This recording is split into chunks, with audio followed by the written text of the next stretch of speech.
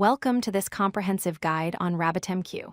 In this video, we'll explore the fundamentals of message brokers, understand the AMQP protocol, and dive deep into how RabbitMQ manages exchanges, queues, and message routing. Whether you're building microservices, event-driven architectures, or distributed systems, RabbitMQ is a critical tool you need to understand. Let's get started. RabbitMQ is an open-source message broker that facilitates asynchronous communication between distributed systems. Think of it as a postal service for your applications. Instead of services talking directly to each other, they send messages to RabbitMQ, which stores and routes them to the right destination. This creates three key benefits. First, message broker functionality means RabbitMQ receives, stores, and routes messages between applications automatically. Second, asynchronous communication allows senders and receivers to work independently without waiting for each other. And third, this creates a decoupled architecture where systems are independent and can evolve separately without breaking each other. AMQP stands for Advanced Message Queuing Protocol. It's an open standard protocol that defines how messages are formatted and transmitted between systems. AMQP follows a producer-consumer model where messages flow from senders to receivers through a broker.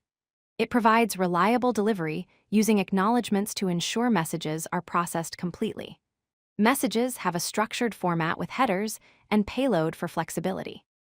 And most importantly, AMQP enables flexible routing where messages are routed based on exchanges and routing keys, not direct connections between services.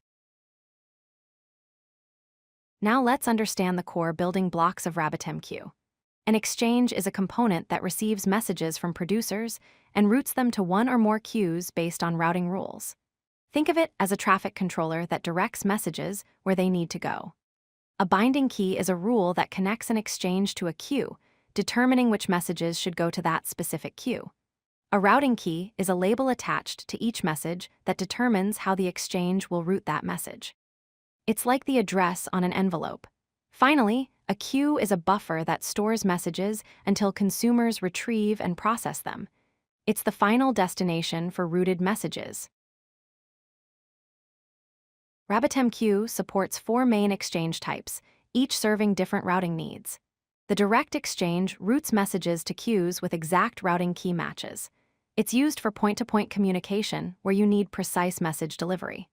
The Fanout exchange broadcasts all received messages to all bound queues, ignoring routing keys completely. It's perfect for publish-subscribe patterns where one event needs to reach many listeners. The topic exchange routes messages based on pattern matching with wildcards.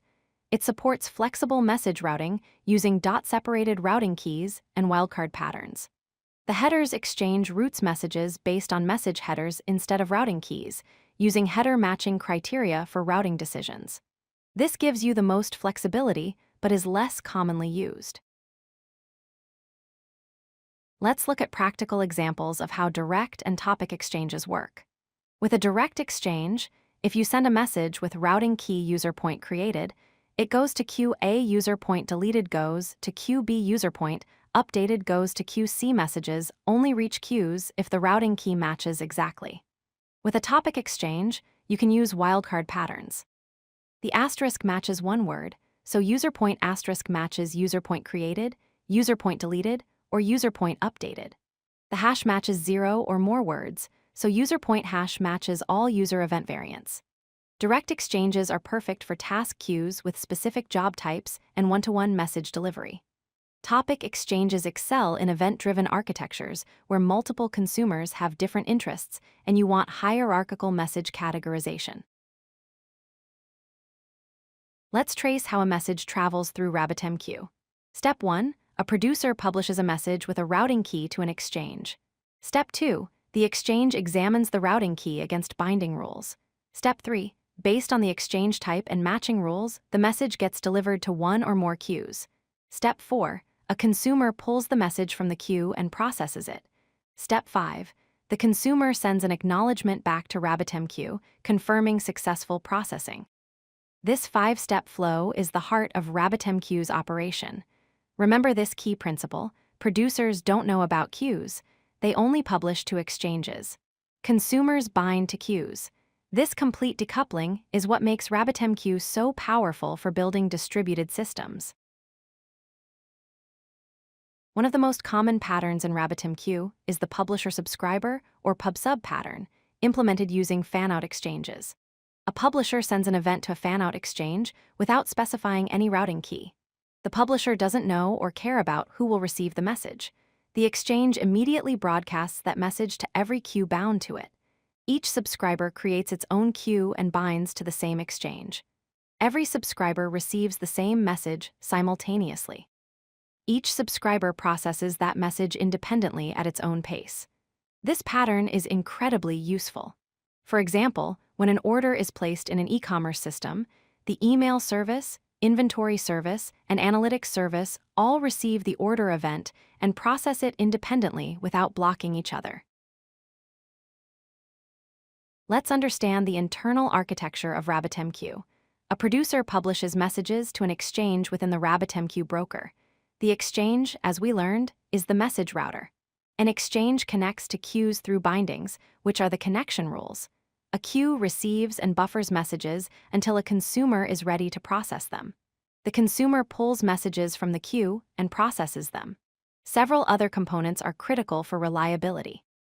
Message persistence stores messages on disk, ensuring they survive broker restarts and outages. Acknowledgements confirm that message delivery and processing were successful, so RabbitMQ knows when to remove a message from the queue. Together, these components create a robust system for asynchronous communication. Let's apply everything we've learned to a real e-commerce scenario. When a customer places an order, multiple services need to process it. A producer publishes an order-created event to a topic exchange called order events with a routing key of order point created. The message contains the order ID, customer email, and order amount. Now, the email service binds with the pattern order point asterisk to send confirmation emails. The inventory service binds with order point created to update stock levels. The analytics service binds with order point asterisk to record metrics. All three services receive the same message instantly and process independently. This architecture gives you enormous benefits. All services get the message instantly, each processes independently at their own pace. Adding a new service requires no changes to existing ones, and if a service goes down, messages automatically queue up waiting for it to recover. When working with RabbitMQ in production, follow these best practices. For design, keep messages small and focused. Use meaningful routing keys that clearly describe message content. Plan your exchange topology upfront to avoid redesign later.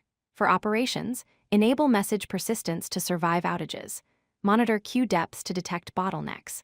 Cluster RabbitMQ for high availability. For reliability, always use acknowledgments so RabbitMQ knows when processing succeeds. Implement dead letter queues to handle failed messages. Handle redeliveries gracefully since messages might arrive multiple times. For performance, tune prefetch limits based on your workload. Batch messages when appropriate for throughput. Use lazy queues for handling very large message volumes. Following these practices ensures your messaging system is robust, scalable, and maintainable. Let's recap the key takeaways from this video. First, RabbitMQ enables asynchronous, decoupled communication between distributed systems, freeing you from tight coupling and synchronous calls. Second, the AMQP protocol ensures reliable, standardized message delivery across different platforms and languages. Third, exchanges route messages, queues buffer them, and consumers process them. This separation of concerns is fundamental to RabbitMQ's design. Fourth, different exchange types support various messaging patterns, from direct point-to-point to fan-out broadcasts to flexible topic-based routing. Understanding RabbitMQ's architecture and concepts empowers you to build scalable, reliable, event-driven systems that can grow and adapt as your business needs change. RabbitMQ is production-ready, highly scalable, extremely reliable, and performant. Use it wisely to build amazing distributed systems. If you like this video, hit that like button and don't forget to subscribe. Visit codelucky.com for more such useful content.